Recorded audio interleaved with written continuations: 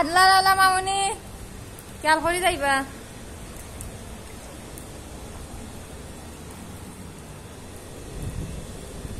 Hello viewers, আসসালামু আলাইকুম। আপনারা সবাই কেমন আছেন? আলহামদুলিল্লাহ আমরাও ভালো আছি। আজ আলাইনে প্রচন্ড বৃষ্টি হয়েছে। প্রতিদিন গরমে থাকতে থাকতে একেবারে শরীরটার মধ্যে ক্লান্তি চলে আসে। আজ প্রচুর বৃষ্টি হয়, ঠান্ডা হাওয়া ঠান্ডা বাতাস লাগতেছে। আর এদিকে আমাদের বৃষ্টির মধ্যে আমার মামনি মামা বোনেরা আসছিল, ওদেরকেও বিদায় দিতে নিয়েছে। এসে দেখলাম আল্লাহ পুরা গাড়ির ভিতর উতর বইরা গেছে পানি নিয়ে। এই যে দেখেন, এদিকে আমার বাপুকে নিয়ে আসছে নিচে দেখার জন্য। আবু তুমি কেমন আছো?